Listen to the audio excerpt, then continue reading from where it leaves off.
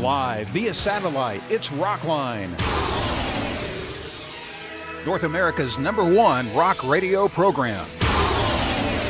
Rockline is brought to you by Hell's Kitchen on Fox.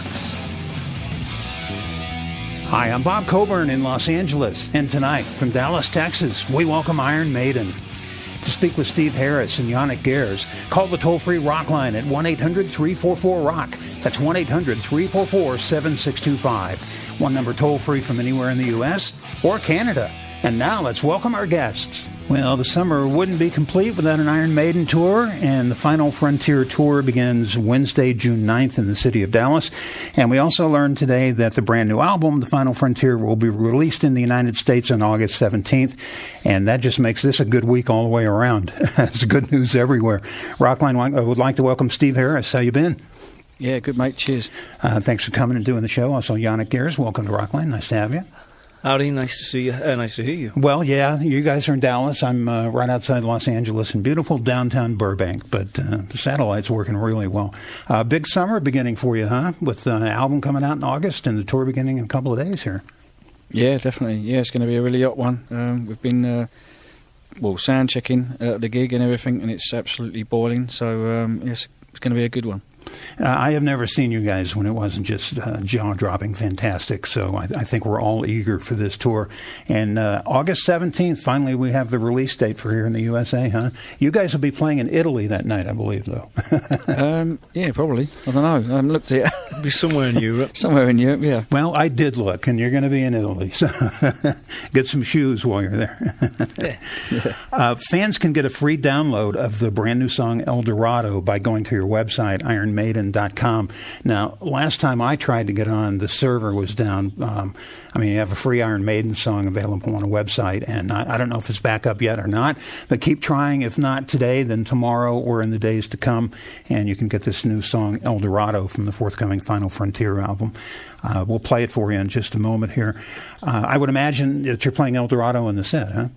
Yeah, we are, yeah. Definitely, yeah. How many new songs do you think from the forthcoming album will we be treated to live? Well, on this part of the tour, it'll only be the one song because the album's not being released till August, so we're not going to be playing those songs till next year, the rest of them. Yeah, it makes it kind of difficult for fans if they have not heard songs. You have so many great songs to choose from otherwise, so I'm sure you'll get around to it, though. Yeah, it's a long album. It's like an hour and a quarter album, so there's a lot of stuff going on in it, and I think the fans need to immerse themselves in it, really, and get to know it a bit before we start playing a lot more of it. Yeah, I think it would be out if we played it before the album was out. It would be on YouTube the next day anyhow, so it would be a bit silly, wouldn't it? Well, that's a good point. Cross your fingers that it's not on YouTube in the days to come anyway. Well, I'm sure El Dorado will be. We've given it out as a free download anyhow, so you know what? It's already on YouTube. Exactly. It is. It's already there. But I'm just looking. The rehearsals. Yeah. Watch out for that guard. You never know what he's got in his pockets there. I'm actually looking at the song list for the Final Frontier, and in typical Maiden fashion, there's a lot of great long songs on there. 8 minutes and 40 seconds, 9:06, 10:59. Bring it on! I can't wait. Are you curious what the fan reaction will be to El Dorado? I would imagine you are. Yeah, of course, yeah. I mean, we're always, unsure what the reaction's going to be with any new stuff. We never take anything for granted, so we hope that they really like it. But so we think they will. I mean, it's a weird one, really. I mean, I think if we released any song first off this album, it wouldn't really be truly representative of the rest of the album. So, but it's a taster, and, we hope they like it. We have every line on hold right now, toll-free at 1-800-344-ROCK. Keep trying to get your calls in. As we get calls on the air and that line hangs up, you'll have another opportunity to try to get on. We will begin with El Dorado, brand new from the forthcoming album, The Final Frontier. It is Iron Maiden on Rockline.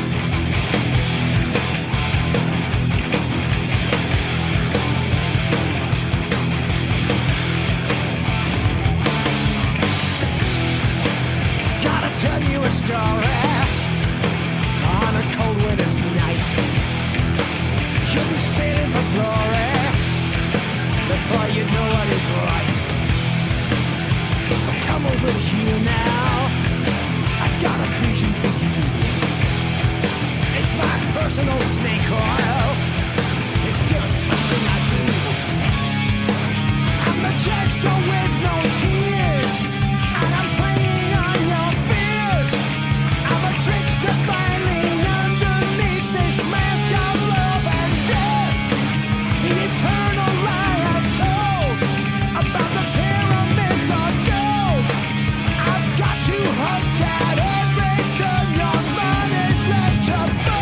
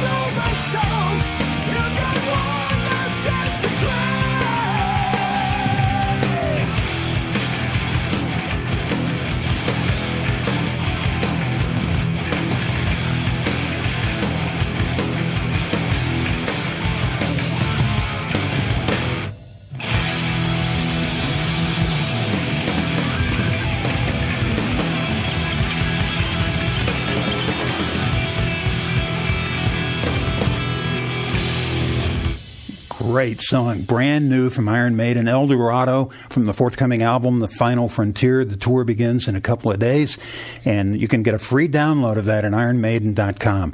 So take your time. Like I said, the server went down earlier. I don't know if it's back up or not, but you'll still get your free download regardless of when you get it. We're back in just a moment with Steve and Janick from Iron Maiden. A little bit of Number of the Beast for the first time out here.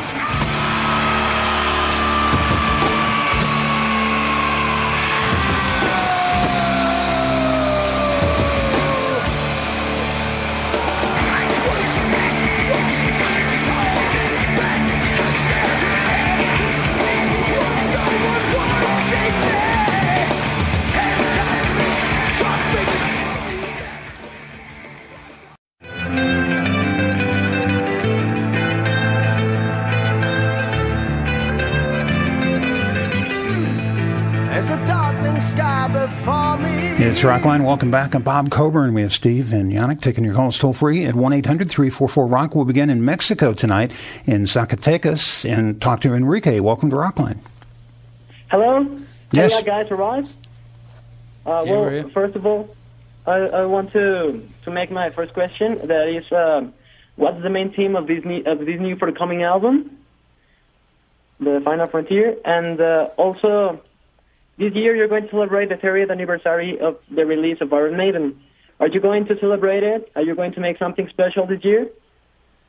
Well, we're going to be on tour. I mean, it's the 30th year, yeah, but we're not doing anything particularly special other than release a new album, which I think is pretty special anyway. But, yeah, and it's called The Final Frontier, which you probably already know. Unfortunately, we're not coming to Mexico this year, but we will definitely be coming to Mexico next year. So, we'll see you then. You're one of the few bands that literally have been everywhere in the world, if you don't believe Most so. places, yeah, there's not many places we ain't been. Yeah, look at Flight 666, if you don't believe it. That was an unbelievable Well, when one. Rod gets his darts out, that's it. We're just going. That's it. But they're nice darts. They're really They nice are darts. nice darts, yeah, and he's good at it as well. Enrique, thanks for calling. It's Karina now in Gardnerville, Nevada. Welcome to Rockline. Hello. Hello. Hello, Steve. Hello, Janick. Hello. How are you? I'm good. Get that all the time. I'm going to be at the Encore in Sphere as well, and I just wanted to know, what can we expect from your live performance that may be different this year from last year? Well, it's going to be a completely new show. It'll only be one new song off the new album, but it will be a new show, a new, completely different set from what we did last time, and a completely different set list as well. There's going to be, obviously, with Maiden, there's always a big show, and it will be big with Eddie and everything like that. And, With a capital B, I think it's bigger than we've done for a long time. Yeah, it's all based on the new album and stuff, like the artwork and everything like that. And it's going to. I think you will not be disappointed. So you're going to see an extravaganza. We always do with when Maiden's playing. So new lighting, new staging, and I understand Eddie has undergone a bit of a change as well. Yeah, in fact, one guy said to me he wasn't even sure it was quite Eddie, but I think it definitely looks like Eddie to me. But there you go. He's very handsome, Eddie. It's a handsome Eddie. I bet he scares the hell out of all of us still, though. It's a Maiden trademark. We'll get more of your calls on in just a moment. The line Karina was on is now available at 1-800-344-ROCK. You know this song. We'll just go ahead and play it.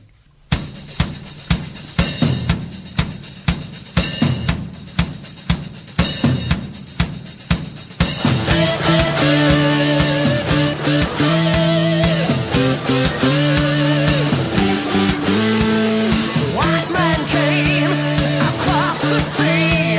He brought us pain and misery. He killed our tribes. He killed our creed. He took our game for his own need. We fought him hard. We fought him well. Out on the plains, we gave him hell. But when it came, so much for free. Oh, will we ever be set free? Riding through those clouds and barren wastes, galloping hard on the plains, chasing the redskins back to their holes, fighting them at their own game. Murder for freedom, they're stabbing the back. Women and children are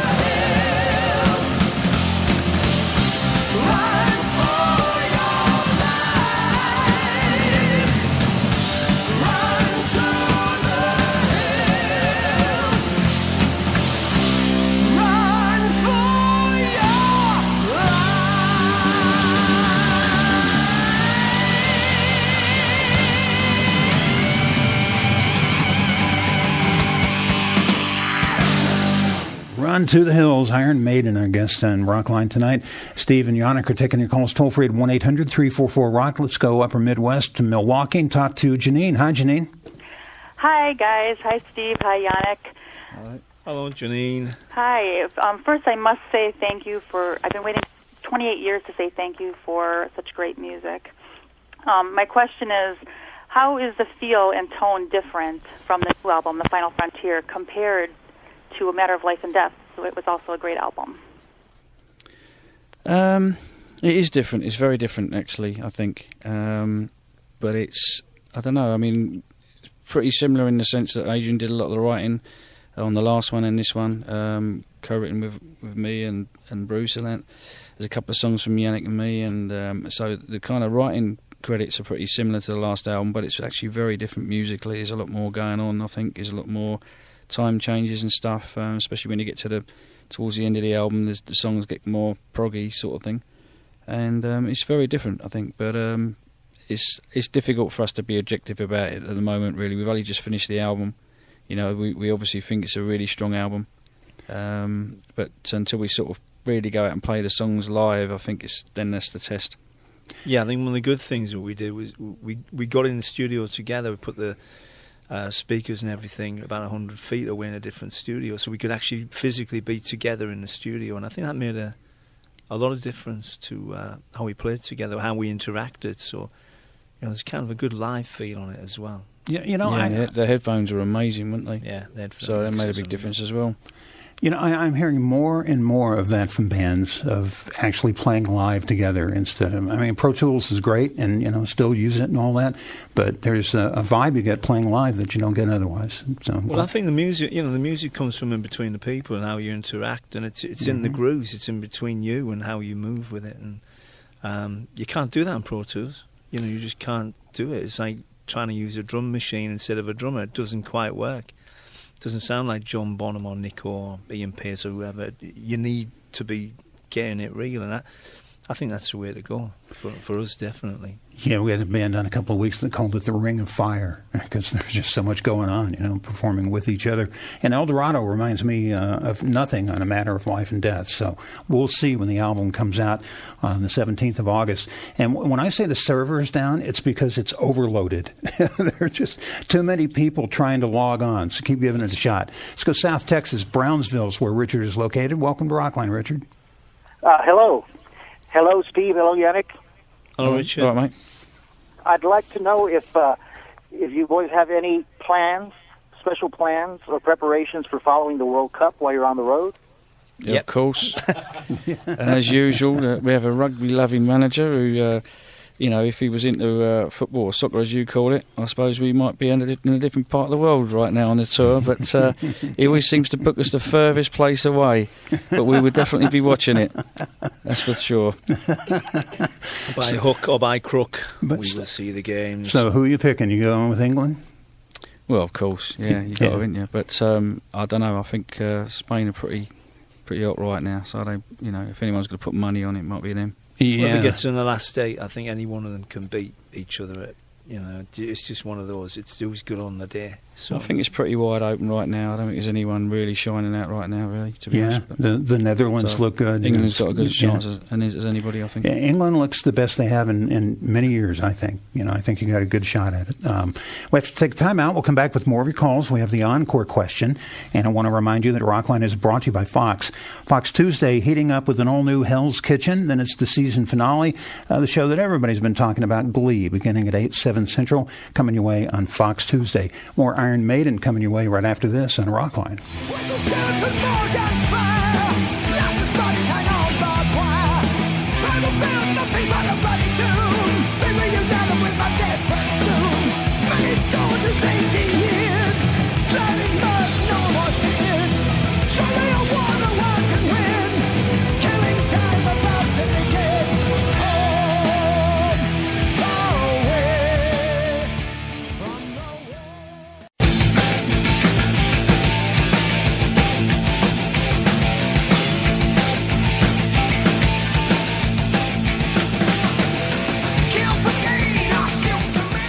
And welcome back to Rockline. I'm Bob Coburn, BC, with Iron Maiden, with Steve and Janick taking your calls at 1-800-344-ROCK.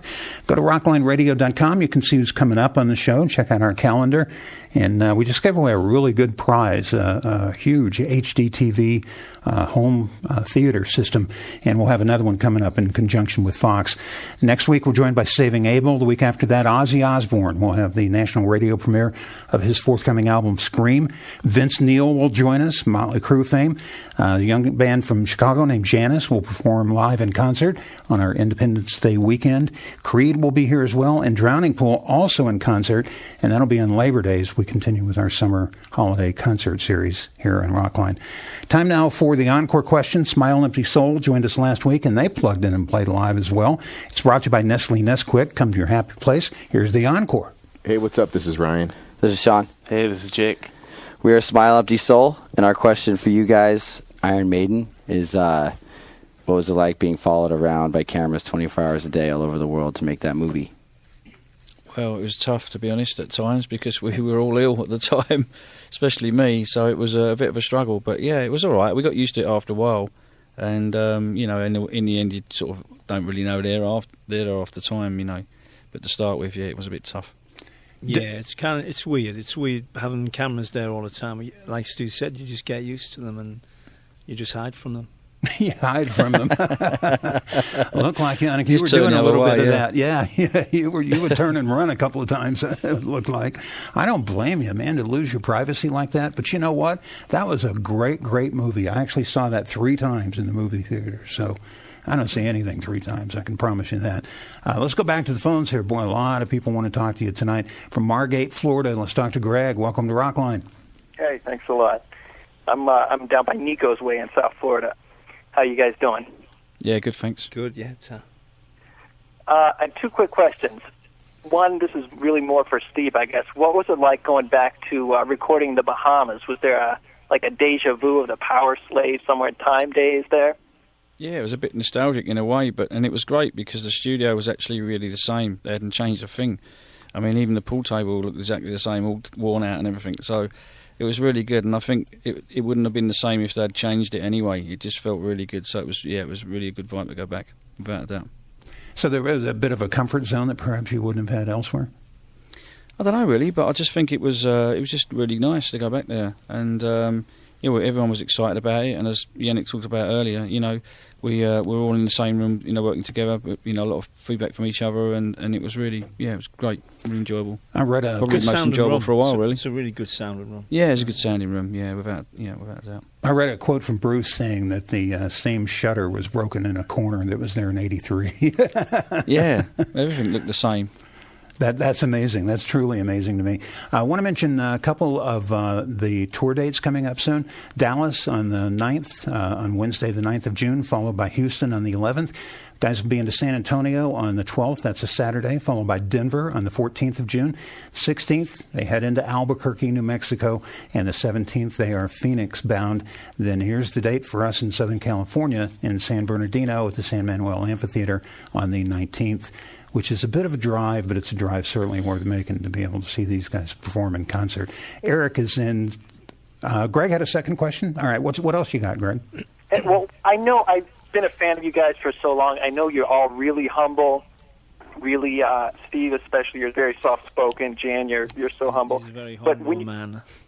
When you're in the studio, listening to each other perform, listening to Bruce or the other guitar players, do you ever just sit back and say, "My God, we are good. We are kicking ass"? Damn, only good. After we got the takedown, maybe, but not really. No, we just we just do our thing, and that's it. We don't really think like that, really. Not really. No, I can't really. No. Well, it's quite intense when you're in the studio and you're kind of trying to get everything together. And sometimes, you know, you think you've had a good take, and you listen to it back, and there's things not quite what you thought are in there. So you never think you're that good. I don't think you ever feel you're that good. If you're that good, you should pack in. I would imagine it works the other way, too. Sometimes you think, it was so-so. You listen back and go, oh, this is better than I thought it was. Yeah, I mean, because of the headphone mixes and everything anyway, you tend not to sound that brilliant in them anyway. Although I've got to say the headphone mixes this time were fantastic, but, you know, you definitely sound better when you go and sit in the control room afterwards. So what you're actually laying down at the time tends to sound a bit strange sometimes. But Janick, how do you work out the guitar parts? Is it just kind of come naturally? Yeah, very naturally, actually. We don't, we just kind of, the three of us very rarely sit down and spend a lot of time on it. We have very different styles, and so we put things together. We tend to play them slightly differently. Probably, we have a different style between us, and so it seems to work. It's natural. And if we ever have any problems, we just pay each other a $5 and, get through it like that. I give Adrian a $5 to let me have a solo. Whoever pays me the most gets the solo. Exactly. I think that's part of why it sounds so good. I'm tight, that's why I ain't got so many solos on this one. You said it. I think that's part of why the band sounds so good, is you are different players, so it's a great combination on stage. You know what, it couldn't work. You couldn't have, well, I'm not going to mention any names, you couldn't have an ego guitar, a guitar player with an ego doing this. You have to help each other and push each other and let each other have moments where they take the front. And the type of solo guitar player who wants to be by himself wouldn't work in this band. The three of us together are better than anybody else, and by ourselves probably not as good as the three of us. So we support each other, and it really works well. But not mentioning a name was a really good choice. It's always good not to mention anybody. Yes. But I think we all know who we mean. All right. Greg is done. We shall move on. We'll talk to Eric now in Salem, Arizona. Yeah. Great. Thank you for taking my call. Good evening, gentlemen. Hello. Hello, mate. Steve, this is a question for you. But first off, I'd like to thank you, man. It's because of John Entwistle, Geezer Butler, and yourself who inspired me to give up the guitar for a bass. So thanks a lot, John man. Entwistle certainly inspired me, so... Great guitarist, a bass player in sad loss. My question is about Maiden's influences in songwriting. Maiden is a very ethnic band who make references to the British Isles in their lyrics and melodies. Is there a particular Celtic songwriter that influenced Maiden's sound? I'd have to say Ian Anderson from Jethro Tull, definitely. I think he writes a lot of medieval kind of stuff, and I think he was definitely been an influence. You know what? I would not have thought that, but now that you mention it, I can really, really see that. There's a bit of the madrigal in him. Yeah, anyway, actually went both, didn't we? We went to see him play the other night, and Tull, and it was actually great because we met Martin Barr, and I'd never met him before, and he's such a nice bloke, and it was really nice to meet him. And I did feel not worthy, really, but it was great because I said to him, "Can I have a photo done with you?" And he said, "Yeah, sure. If you can sign some things for my son." And I went, "Yeah, well, sweet, no problem." Oh, that's cool. Good exchange. Martin's a really nice gentleman. He is a really nice bloke, yeah. And fine guitar player. Underrated guitar player, I would say. Yeah. He gets to shine on a couple of songs, and Ian as well, a gentleman's gentleman for Ian Anderson too. Yeah, we didn't actually get to meet him, but in a weird sort of way, I almost don't want to because might destroy the myth. I've been into Tull since I was at school, and almost don't want to meet him really. I've met him. He speaks well of you. Let's go back and play a song that I'm sure you'll be performing on the Final Frontier tour, "Fear of the Dark." Any comments about this before we play it? Not really. It's just been a massive crowd favourite, though. Really, over the years, it's been a huge song for us, and the crowd sing along. Sometimes they're so louder than we are, so it gives you goosebumps sometimes when you're playing it. Plus, it's such a great song.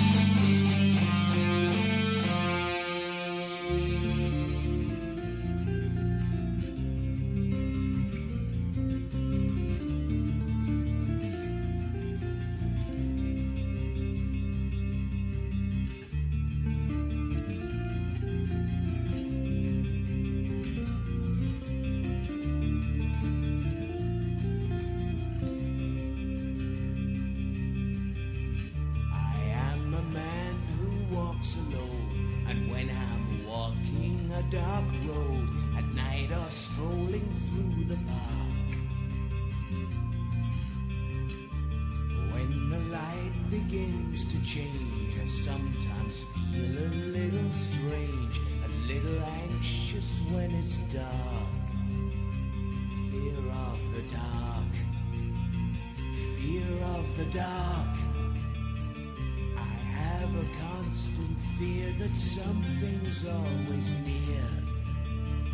Fear of the dark, fear of the dark. I have a phobia that someone's always there.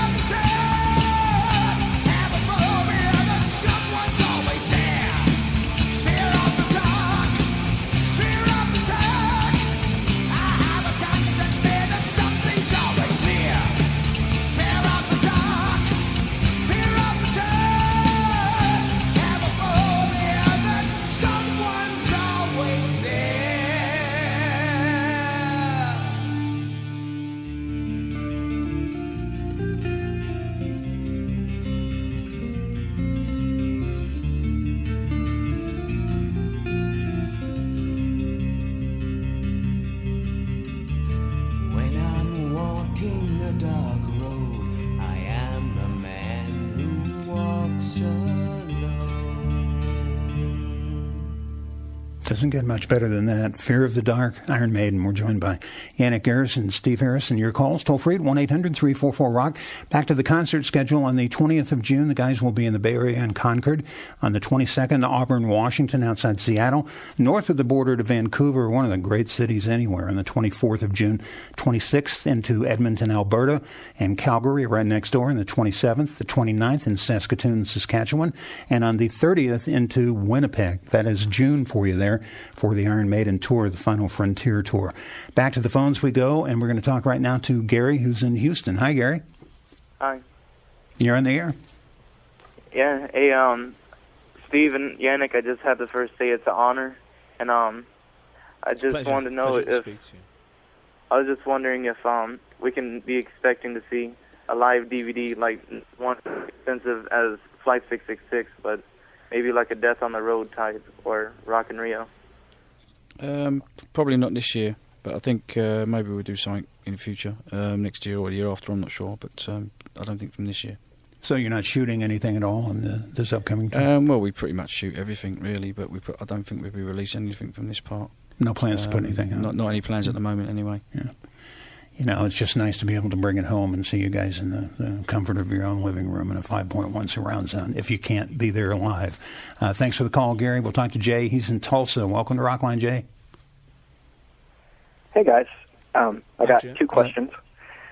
First, I saw Ronnie James Dio open for you guys, and since he passed away recently, I thought I'd ask you if you have any good Ronnie James Dio stories. And my second question is for Steve. I was wondering if it's true that you're a self-taught bass player. Thanks.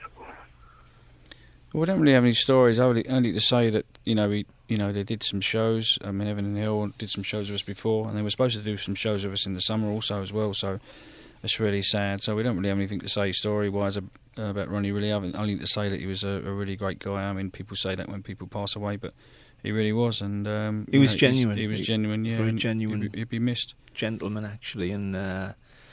Yeah, very sadly missed him. I just found it very sad because he was. There's a lot of people in this business who are not what they seem to be, and Ronnie was. He was a genuine, very, very nice man and a fantastic, incredible singer. And it's just very sad. And we were looking forward to doing some gigs with him as well in Europe on this tour. So I was a bit despondent when I heard he wasn't very well, but. What can I say? He was an absolute gentleman's gentleman. He was the real deal. He's one of the nicest men I've ever met in my entire life, and there's no veil or BS surrounding him. I mean, what you see is what you get. He just cared about people, and I was at the service for family and friends, and it was difficult. There was celebration involved, which you want in those type things. But it was just tough because everybody cared so much about him. It was a difficult process to go through. And at the very end, Glenn Hughes sang the Jeff Buckley song, Hallelujah. And there wasn't a dry eye left in the place. We have pictures of Ronnie on the Rockline website, and I miss him as much as you guys do. It just doesn't get any better. He's one of the good guys. He's one of the good guys. And the other question was about bass. Are you self-taught, Steve? Yeah, definitely. Yeah. Basically, I didn't really have anybody around to teach me. Otherwise, I probably would have taken a few pointers off someone or other. But I did teach myself really, mainly from sort of just listening to stuff, all of my favourite stuff at the time. I used to go and watch other people play in pubs and stuff. And funny enough, there was a local band, and I went up and asked him. I said, how long did it take you to play? And he said, you never stop learning. And that really stuck with me. And he was right at the time. I thought, what's he talking about? He's up on stage playing a set and everything. He knows what he's playing, but then later on I did realise that he was right. It's true. And I think that may be true in a lot of facets of life. You really do never stop learning. Thanks for the call, Jay.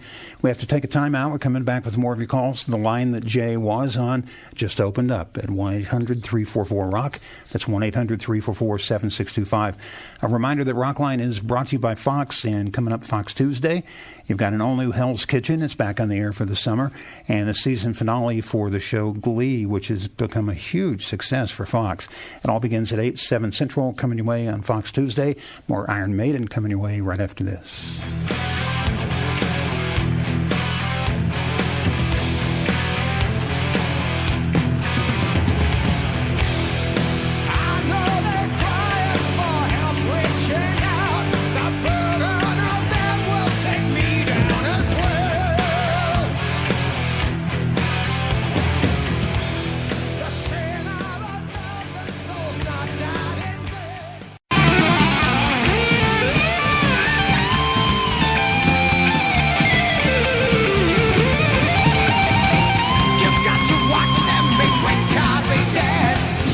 truer words never spoken. Be quick or be dead. Iron Maiden. Back to the phones we go to Seattle this time around. We'll talk to Kyler. Welcome to Rockline. You're on the air with us now. Hey, Steve and Janick. How are you doing? All right, mate. I'm doing awesome. I've been a fan since I was 11, and I'm going to turn 23 on the 23rd of June, right between the Seattle and Vancouver shows, so I'm pretty stoked. Great. But yeah, I was it's a privilege to talk to you guys, and I was calling because I'm wondering, why do you think Iron Maiden appeals to people who live in different cultures, such as Latin America or South America, and like comparing that to the U.S. and Canada? Well, I think music is, in general, is universal, really. Anyway, and I think if you've got good, strong melody lines, and I think it kind of doesn't matter so much. The words are important, but I think it doesn't matter so much if people know what the words are when they first hear the song, and then they get into the words afterwards. So I think if you've got strong melody lines, that's really, really the key. Really, well, that's my theory anyway. Well, we were talking off the air a few moments ago about. I understand your point, and I concur with that. But we were talking off the air a moment ago that it doesn't matter what country you guys go to, everybody knows the words, everybody sings. Yeah, whether they actually understand them, sometimes you wonder that. But the fact that they know the words and they've learnt them, it's amazing, absolutely amazing. And sometimes as well, they'll just sing the melody lines, and they're so loud. It's just unbelievable. It really is unbelievable. Even if it's just phonetically and they don't understand what they're saying, it's still remarkable. It really is. Yeah, it is. Tremendous. Kyler, glad you're a longtime fan, and hope you get to check out some of those shows. You got a couple close to you. Kevin is in Scottsdale, Arizona. Kevin, welcome to Rockline. Hey, how's it going, guys? Good, thanks. Good. Thanks, Kevin. All right. This one is kind of, I guess, more towards Steve, because I know you write, lots of the music. When you're kind of writing a new song, do you write the words, the lyrics first, or does the music kind of come before that? It depends. Sometimes you get a melody line in your head and you write the words to that, and then work some music around it. But most times, to be honest with you, it's the music first, and then you put a melody to that, and then you write the words on top of that, and you kind of layer it up like that, really. But it can vary. I want to play a song from Matter of Life and Death, These Colors Don't Run. That became a phrase after 9/11 here in the States. Is that where you took the phrase from? Yeah, it comes from a laundry, actually, but not really. No, not really. But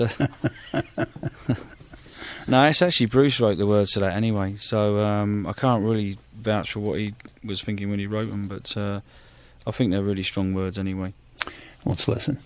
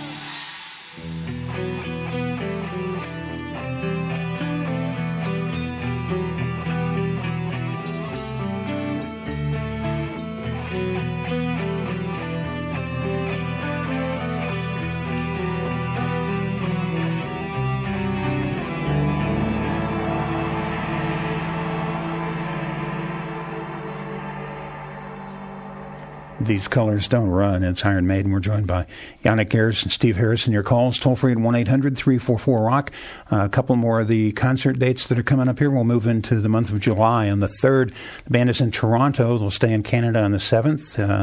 Ottawa on the 6th, then Montreal the 7th, Quebec City on the 9th of July, and then back into the States, Homedale, New Jersey, outside New York City on the 11th, and then into New York proper on the 12th, and Pittsburgh on the 14th. Back to the phones we had on Rockline. The guys open the concert tour, The Final Frontier, in Dallas on the 9th. Charles is in Fort Worth. Welcome to Rockline, Charles. Thank you, guys, and hello, Steve and Mr. Janick. How are you guys? Yeah, good, thanks, mate. Great, thanks. 2 questions, actually, and both are related. I was wondering, I know the new album is going to be called The Final Frontier, and I was wondering if this was just any indication that this is the final album, and if so, will there still be plans to tour in the future?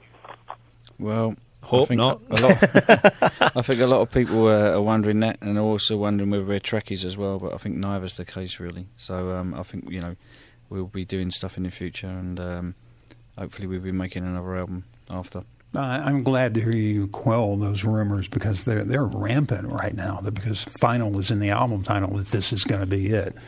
So that's good news. That's really good news for a lot of people.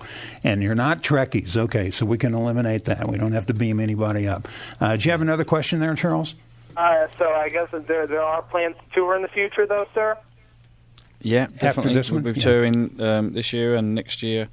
And as Rod would have it, the year after that, and the one after that, and the one after that. He has his darts out and he's throwing them as we speak at the map on the wall. Yeah, that would be Rod Smallwood, the manager, throwing darts and picking the cities. Let's play New York one night and Los Angeles the next. That's so funny. I want to be yeah, right. He'll be thinking about that one. How to do that. He's got a travel agency on the side. That's what's going on. Charles, thanks for checking in. Barbara's in Belgrade, Montana. Welcome to the show. Hi. Hello. Hello. First of all, I'm really looking forward to next Monday in Denver. Great. It will be my first live Maiden show. Oh, are you in for a treat, Barbara? I know. And having heard El Dorado, I actually have 2 questions now. First, I want to know, Steve, are you a Primus fan? Not really, no. I mean, I think they're all right. I've not really heard much of them, to be honest, so I don't really know much about them. Bass player's band, okay. And what else, Barbara? Well, have you or would you ever consider working with the London Philharmonic? We've never really thought about it, but I wouldn't rule it out. Rule anything out, really. Never say never. Do you think your music would translate? Yeah, I think a lot of the stuff we do, probably would translate to orchestral kind of stuff. I think a lot of stuff we write is very sort of film theme type of stuff and very dramatic. So yeah, possibly, yeah. And Janick, I know you're a Richie Blackmore fan, and of course Deep Purple went down the orchestral road. Were you a fan of that style when Purple was doing that? I think that was back in about 69 or something. Yeah, it was early on. I didn't know much about it, at the time, but I think ELP did something as well like that. But I don't know. I'm kind of open-minded. I think if you just it depends how you do it. It can be a bit cabaret if you do it in one way. But I don't know. I'm open-minded about this stuff. And what era were you in Ian Gillan's band? Between 80 and 83, I believe. Can't quite remember. I drank too much. Ian made me drink. Yeah, of course he did. Yeah. He taught me how to drink, Ian Gillan.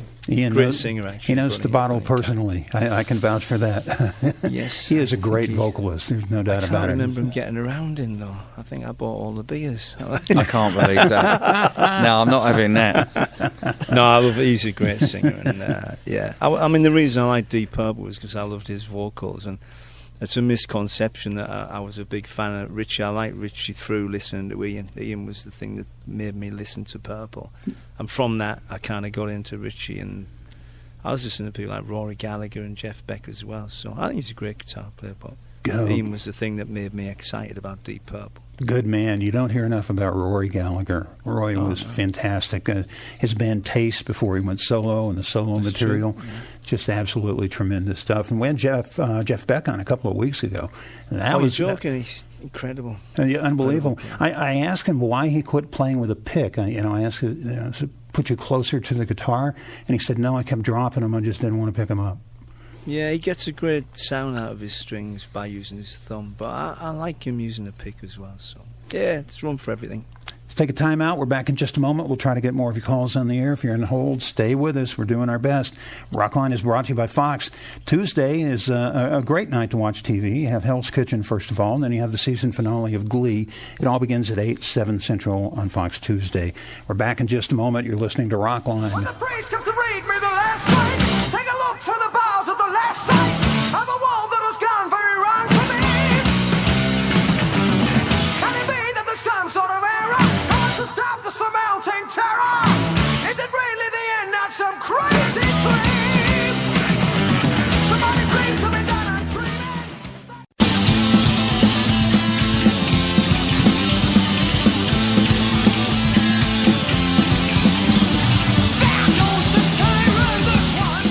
A little bit of Aces High. You can hear the crowd in the background there. A reminder that Iron Maiden is about to go on tour again, the Final Frontier Tour. I'm taking your calls tonight, toll free at 1-800-344-ROCK.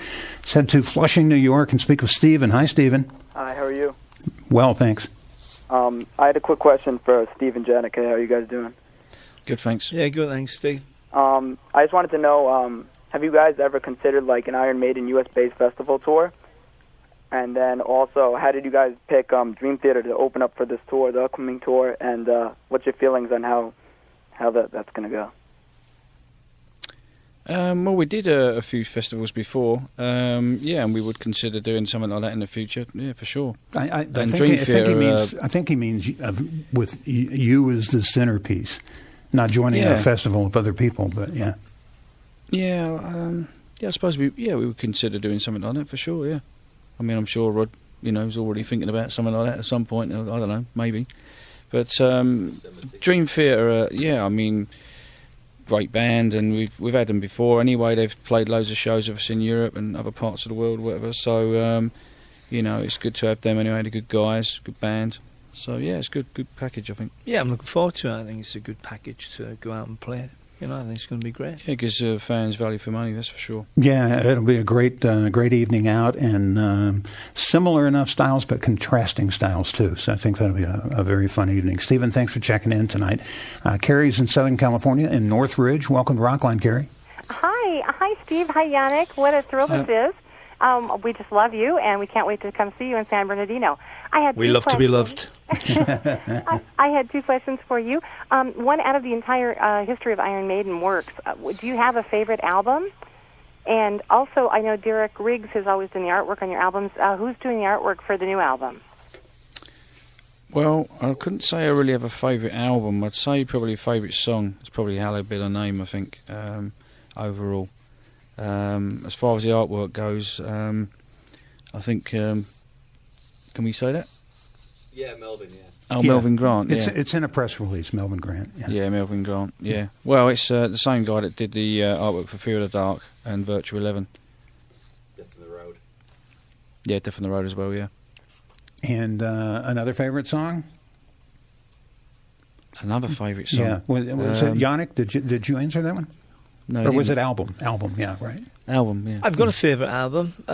It's like picking your favourite kid. You can't do it. You kind of... I love different things on different albums. And I'm with Steve, actually. I like doing Hallowed and Fear of the Dark. And I could go on and on and on and on. But I love doing them all, Instead, let's listen to a song. This is The Wicker Man.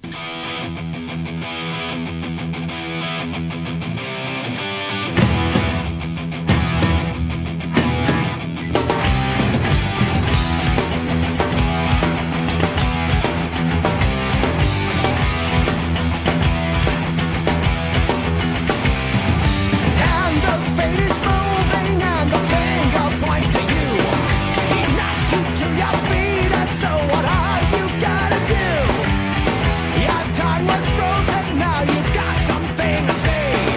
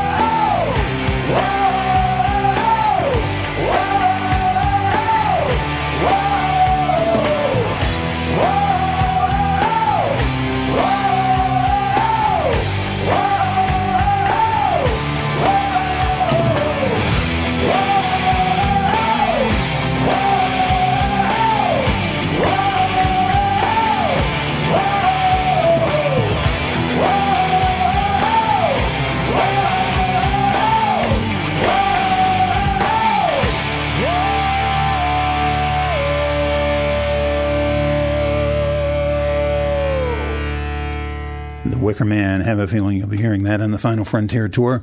It's Rockline, and we have Steve Harris and Janick Gers taking your calls at 1-800-344-ROCK. Up next from Canada, from Edmonton, is Fred. Hey, Fred. How's it going there? Good, thanks. Thanks, Fred. Yeah, good. Oh, boy, this is an honor. I've been a fan of you guys since 1980. Coming up here June 26th, can't wait. But I see you guys have gone back to Kevin the Caveman Shirley. What was the thought process with reuniting with Kevin? Yeah, it's great working with him. It gets better and better, actually. I suppose because we've been working with him for like 10 years now. And, you know, it's just so easy working with him now. He just seems to know what we want and vice versa, really. So, yeah, it's all good. Yeah, he's the kind of producer I like because he's a sound man. He gets the sounds up, but you get a lot of producers who try to, you know, they bring their own sound in and try and make the band sound like themselves, you know, but Kevin doesn't do that. He looks at the sound. It's a bit like Martin Birch in that respect. He tries to get the sound that you have and enhance it in the studio and try and get it down into the digital era, and he's great for that and good guy to have around, actually. Now, he's really good fun to work with as well. That's another thing. It's really a pleasure working with him. A lot of fun in the studio. He works you hard, but you know, it's good fun as well. Good ear. Was he in Humble Pie? Kevin Shirley? No. Nah. I'm thinking of somebody Jerry else. Shirley. Jerry Shirley. There you go. Yeah. That's exactly right. Might have eaten some humble pie. I don't think he was in them. I've had crow as well. Let's talk to Chris. He's in Detroit. Welcome to the show, Chris. How you guys doing? Yeah, good. Thanks. Good, thanks. Yeah. You know, obviously, Kiss and Maiden are two of the largest merchandising bands in the world. And I was just wondering what you guys credit the Maiden family and the fan club and the devout following. Obviously, I went on saw 12 shows in the last tour. Went to Prague and Warsaw and the Bruce Air. But what the longevity of it, such as Kiss, what do you accredit that to? Well, it's difficult to know, really, but I mean, the fans are fantastic. The Maiden fans are unbelievable, and we were talking about it just the other day. How do you define what a Maiden fan is or why they are? I mean, sometimes we do wonder what we've done to get such loyalty from people. Obviously they like the music, but it goes way beyond that. And I don't know, maybe you can enlighten us on that. Well, you're making a lot of money off of him, it sounds like. He's been to a dozen shows. He's buying all your merch, He hit on something, though, that I think is one of the things that really sets you guys apart, and that is that he said the Maiden family. And, I work with two bands a week, for the last 29 years. And that's one of the things to me that really sets you guys apart. It really is a family feel with Iron Maiden. And I'm sure you guys know exactly what I'm talking about. Yeah, we do, yeah. It's just difficult to explain, how or why it happens, really. The devotion of the fans is absolutely unbelievable. And it's a worldwide thing, and you get people travelling all over the world. And they're not people that have money, a lot of money in their jobs either, really. They save up all year round, and then they book their, holidays or whatever, and then they just follow us around. It's amazing. Yeah, I think there's a lot of honesty about the band. I think we've got a lot of integrity about what we do, and we believe in what we do. And I don't think we've ever sold anybody short. We've never tried to do a pop single or something commercial that would enhance the sales the way that a record company would want you to do. We've always just done what we do, and you can be cool sometimes and not so cool other times, but we've just carried on doing what we do, sometimes against the tide, and maybe that's one of the reasons people like us. I couldn't put my finger on why. And there's a family feel within your organization too. Yeah, there is, yeah, but it does transcend to the fans, the way they feel about the band and everything like that. And, Guy the other day was actually mentioned some names of some of the fans, first names. And I knew, and the weird thing was I knew, everyone he was talking about and which country they were from. And that tells you something, because these guys turn up all over the world and you just know who they are. It's amazing. That's amazing. We have to take a time out. We're coming back in a moment. Come back with us.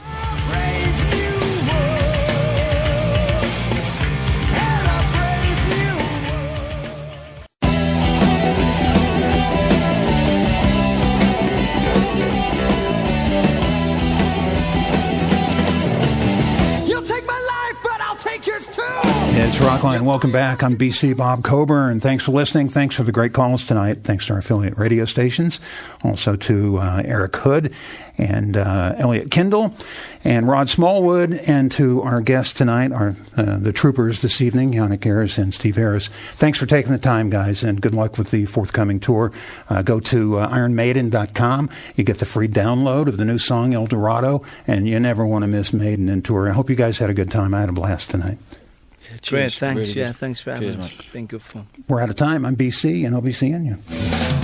Rockline has been brought to you by Hell's Kitchen on Fox. Rockline is produced by Greg Jernigan and mixed by Jimmy Rash. Thanks to David Brown and William Howell for their invaluable contributions. And to Jamie Sutton and Valley Sound Studios, the home of Rockline. I'll be seeing you.